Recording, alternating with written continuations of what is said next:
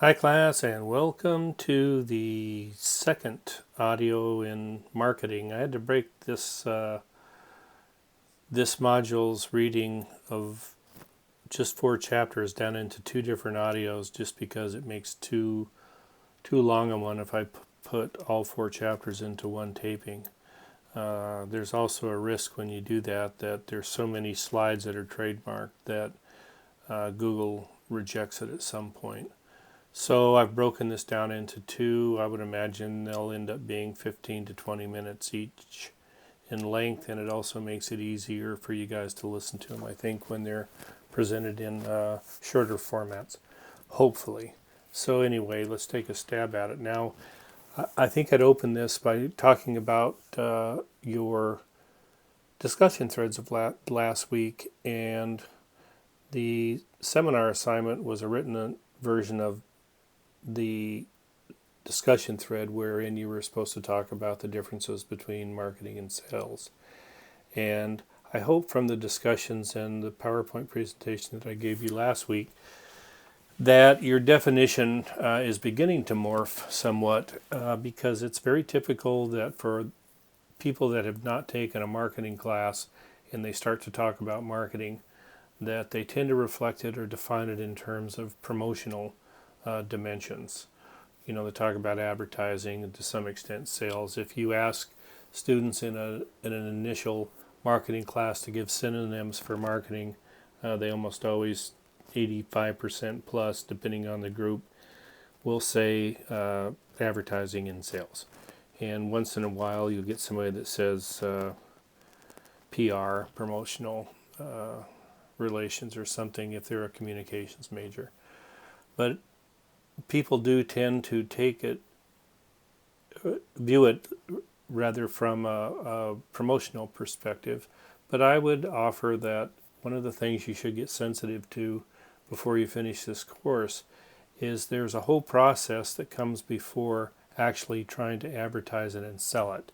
And that is monitored constantly at all its various stages, from idea inception to focus grouping names to designing it to fit a perfect genre or target market to whom it's intended to appeal. You have to define that target market. You have to define the medias that will best that are utilized and viewed regularly by the target market.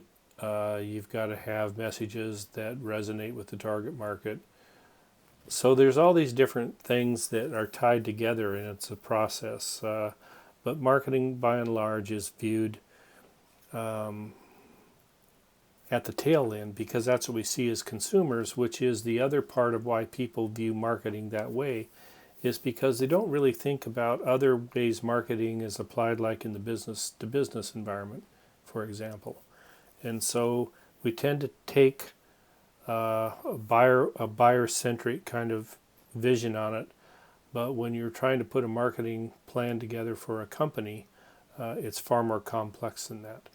And that it is viewed the way it is becomes problematic within certain companies because if too often, for example, the accounting firm will view it simply as an expense that they see, an advertisement, and they don't understand that if it's done properly and there's a process in getting to the construction definition of that ad, it becomes more of an investment along with your other promotional ideas, as well as managing the supply chain, which they could probably relate to a little bit more. But anyway, there's a nexus where finance, accounting, management, product development, and operations comes together, and that nexus really is marketing. So everybody within those different dimensions have to view marketing a little more holistically and as a strategic process rather than just running an ad, because just running an ad is never a panacea for any making a product popular. There's a lot more that goes into it before it ever reaches the marketplace. So that said, we'll press on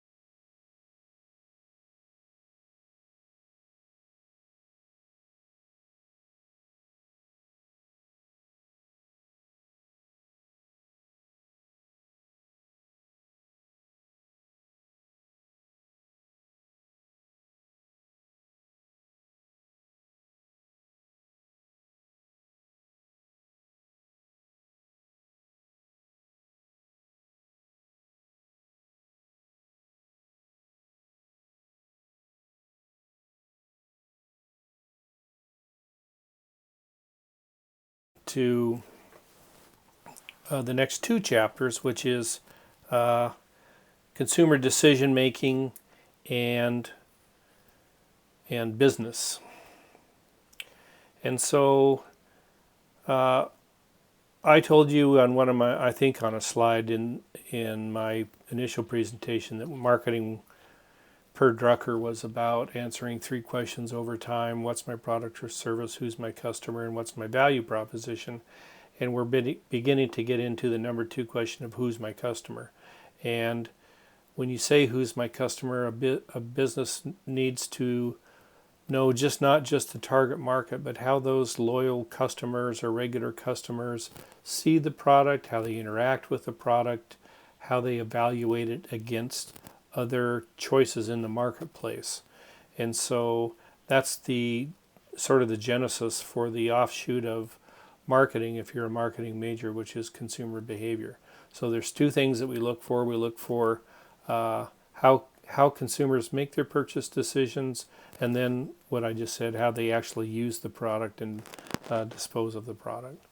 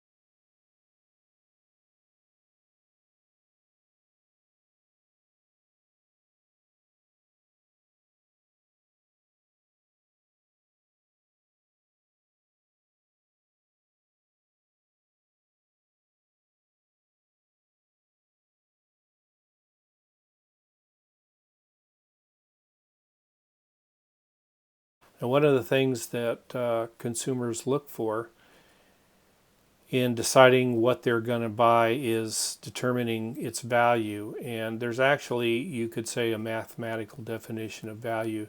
It's what you paid for a product and what it's become kind of worth to you.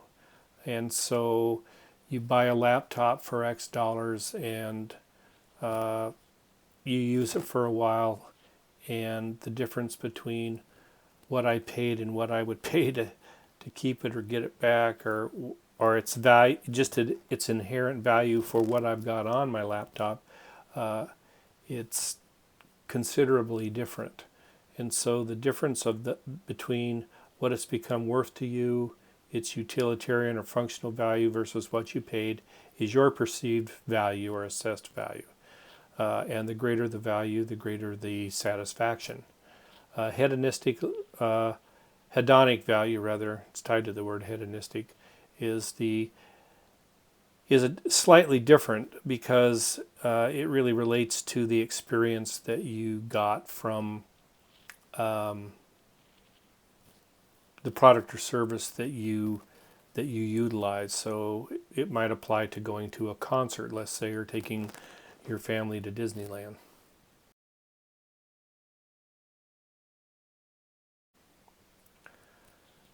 So the consumer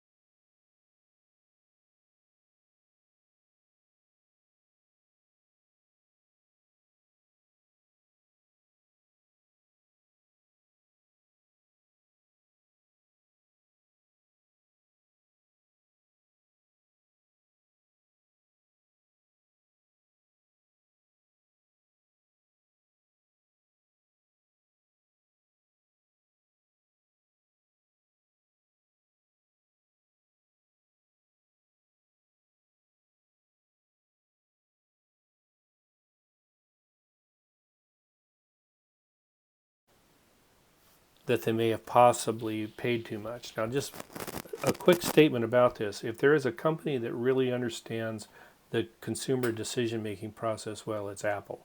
And I have a feeling that Steve Jobs, who didn't finish school and wasn't a programmer, but had a gift actually for marketing, read a text like yours and simply understood at a psychological level how these things kind of fit together, because they do an excellent job of getting in front of the buyer at all of these different levels. So, the advertising helps you with need recognition. Eventually, if you get brand recognition, you get. They've done it. They do a very good job of inserting themselves into the process so that when you need a cell phone, you consider theirs. And you move on to the information search and the evaluation of alternatives.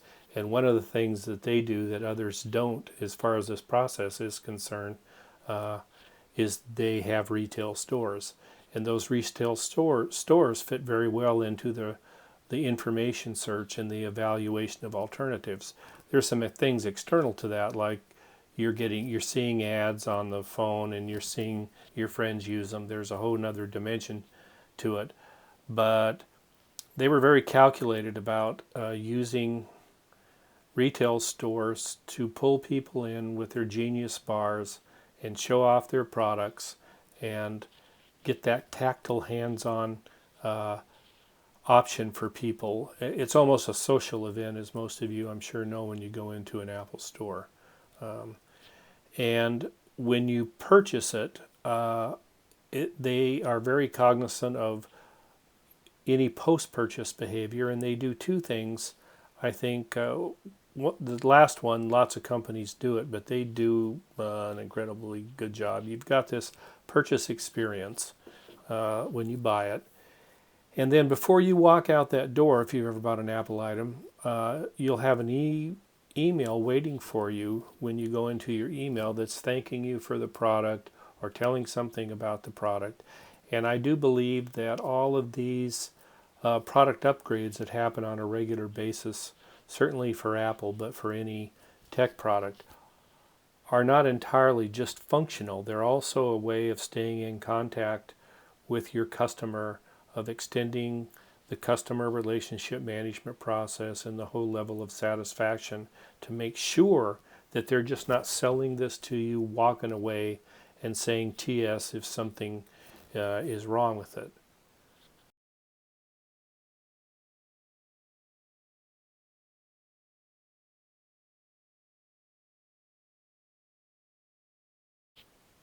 So again, they're really good about the consideration for the whole cognitive dissonance issue and tying it in with customer relationship management.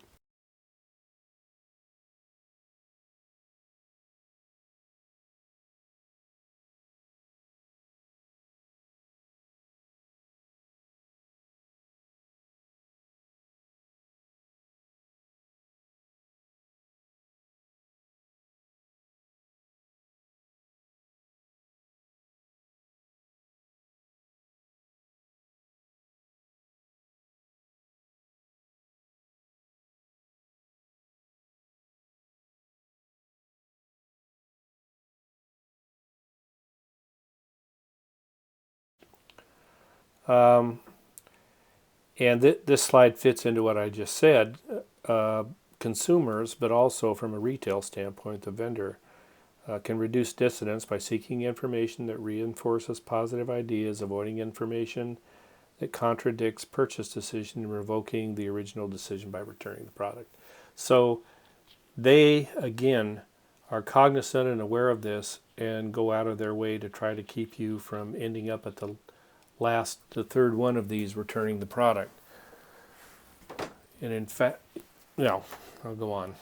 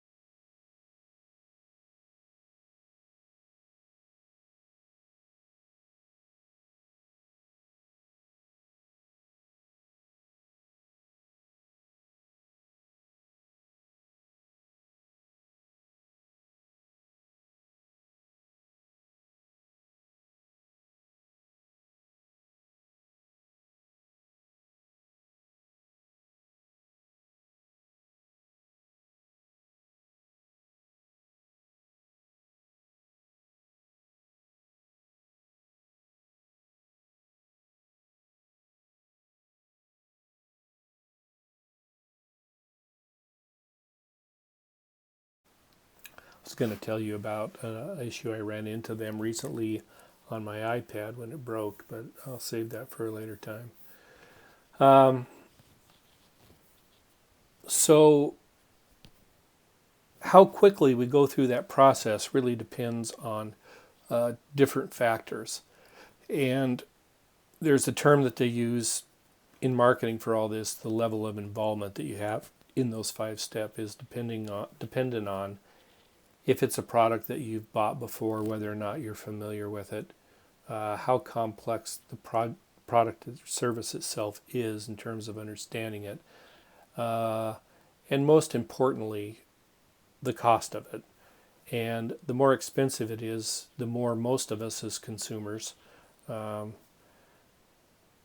will go through a search process, an evaluation process to determine what product they're going to consider as an option.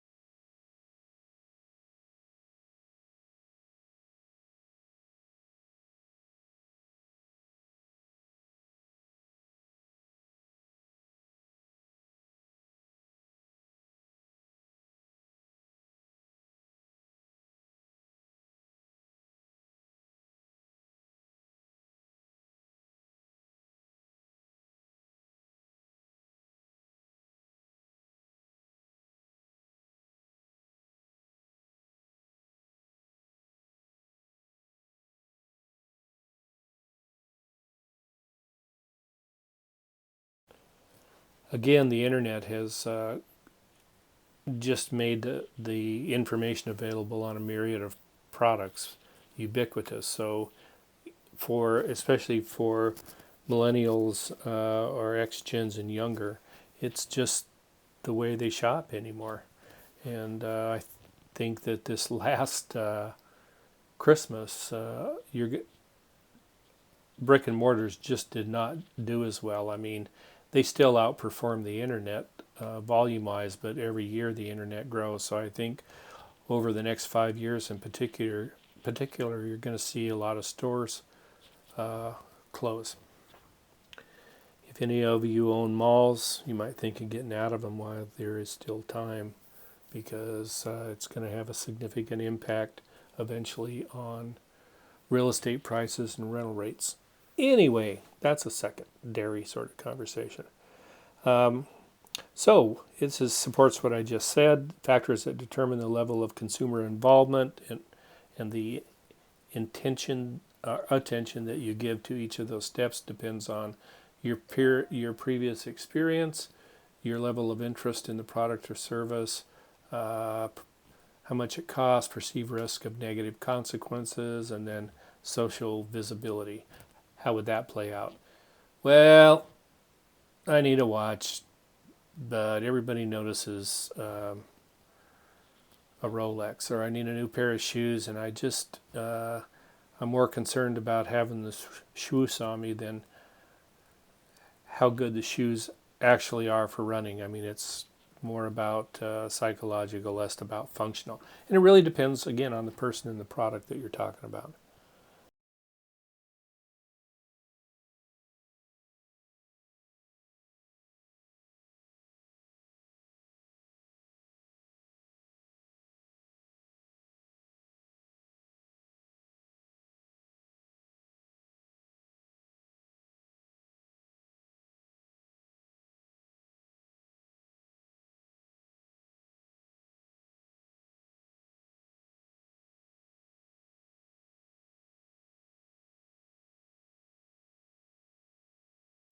Now, what are some things that affect us as our buying behavior? Well, cultural factors, social factors, and individual factors like your personality, motivation, psychological factors. They all tie together for the individual and how we go through our decision-making process.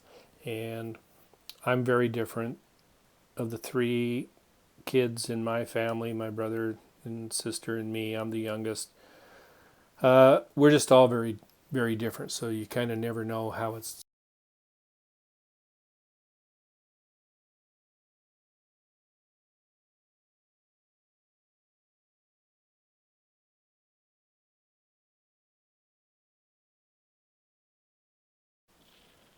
going to turn out. But the number one factor that does affect how people uh, act as consumers is their family.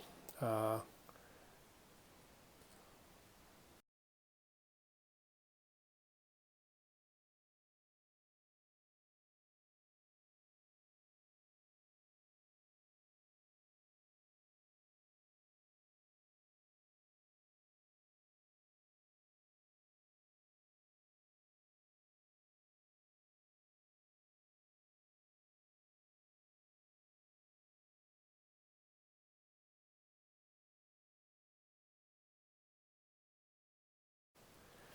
some other things that affect our age and family life cycle stage. We'll talk about that briefly in segmentation when we get to that in the next audio.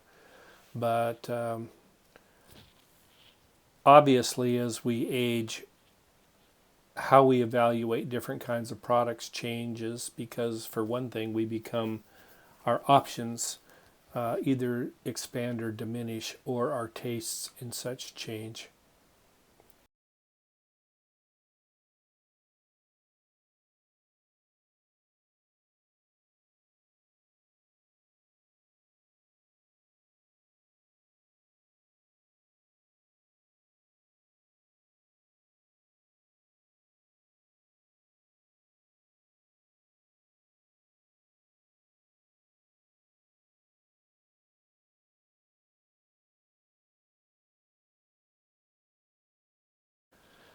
Maslow hierarchy of needs, I think I mentioned that in the first tape, and I like to include it in a discussion because it's such a cornerstone for me of consumer behavior and marketing in general.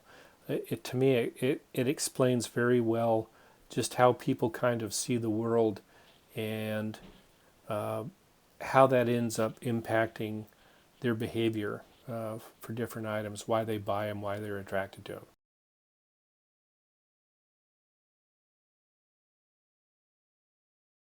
Okay, I'm going to put my skates on and get through this chapter on business marketing.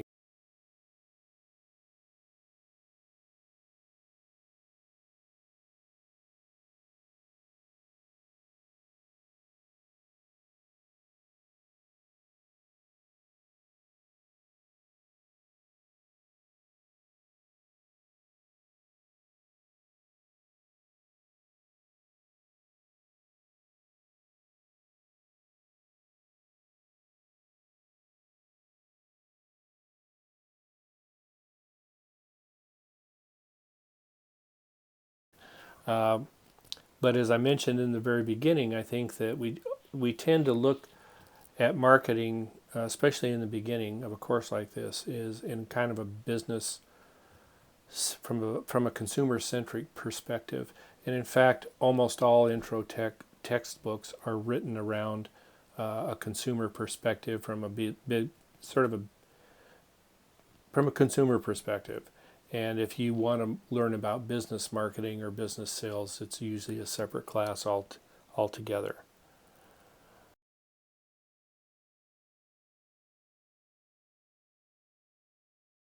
And businesses factors are just a little bit different.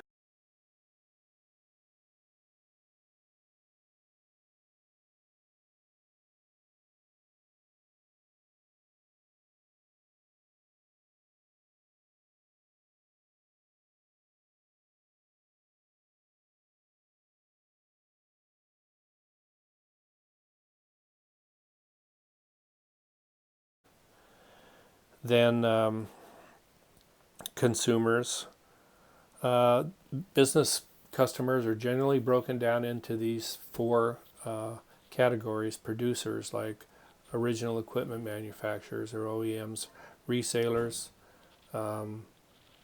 government, and then institutions.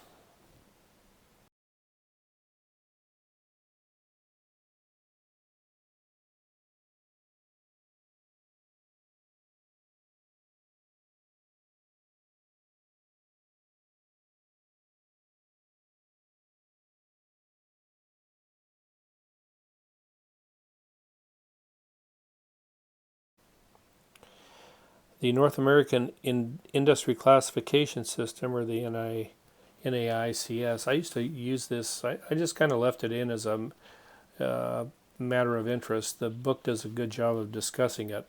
But if you're doing research from a sales perspective about different industrial sectors,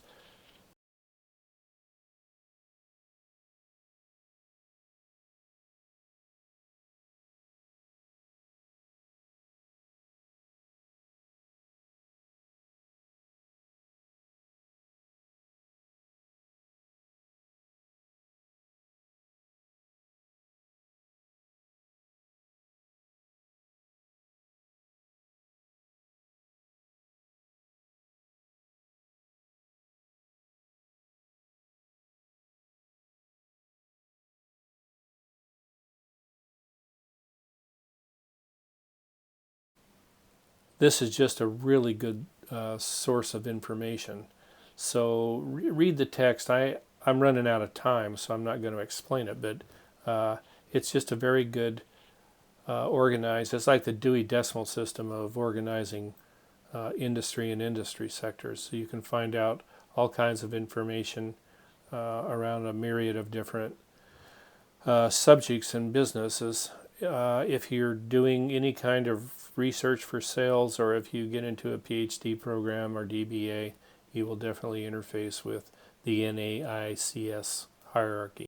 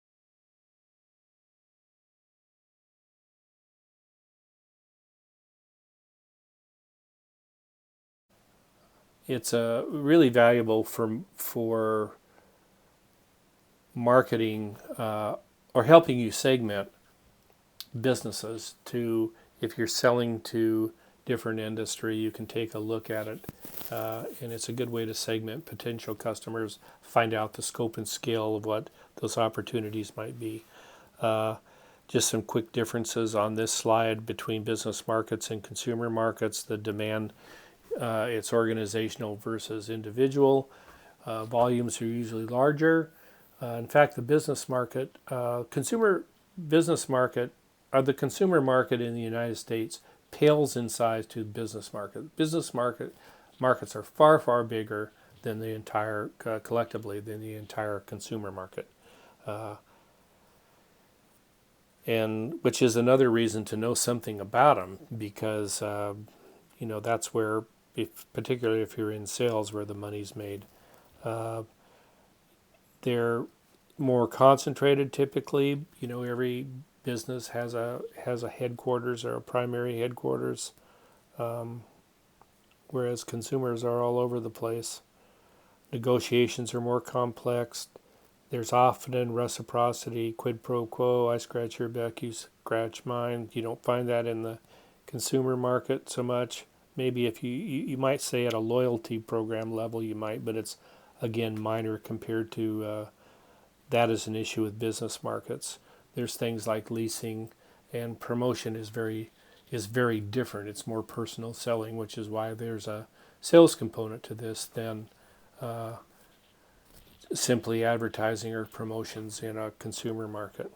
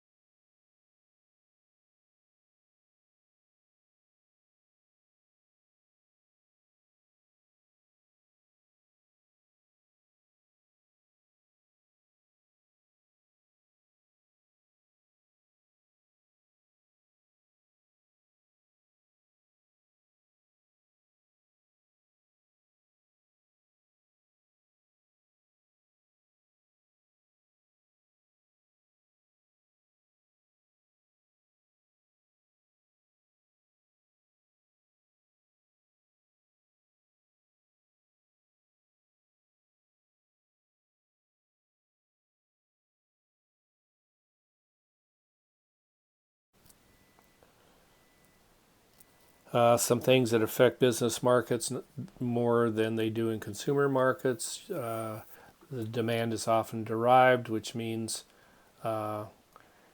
if you come out with a new category of product or a new or line extensions, then you need more of a certain product. So if all of a sudden Apple's going to start producing the Apple car, then it will derive a need for tires and radios and all kinds of other stuff they don't now.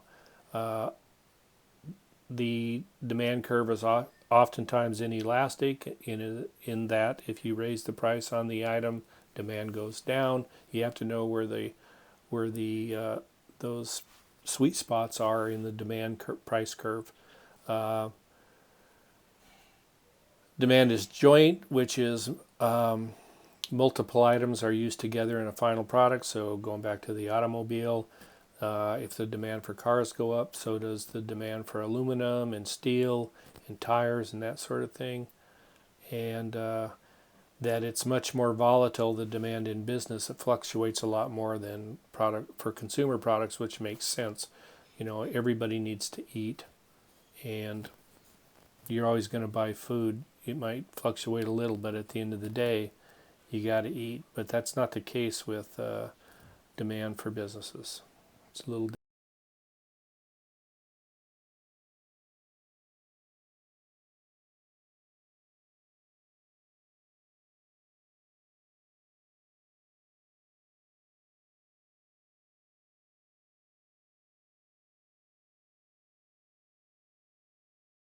different. The buying behavior itself is different. There's buying centers. They use things like trade centers and trade shows to promote, and there's a customer service component. It's different, and the whole evaluating criteria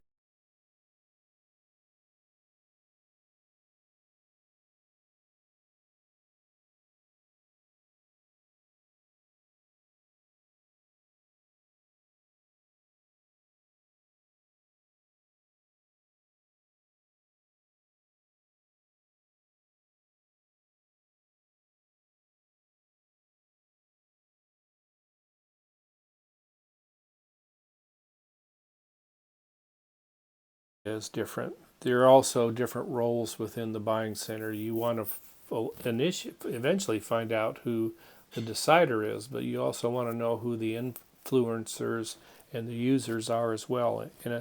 In a consumer product, oftentimes it's the same person that's wearing all these hats, or maybe on a couple items they're shared or different. But in a business, they're oftentimes different hats worn by different people.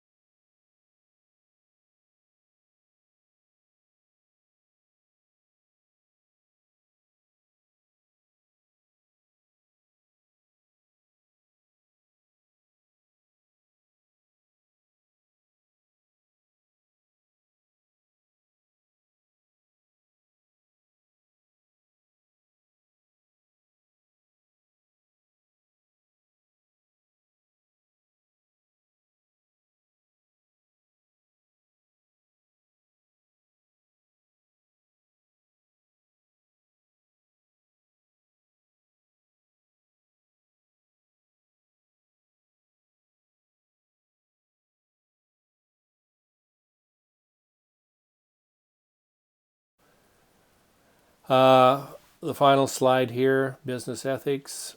This was just, I mean, I read the book, but the slide was sort of on its own. So I just included it because we're all supposed to have ethics. They tend to show up in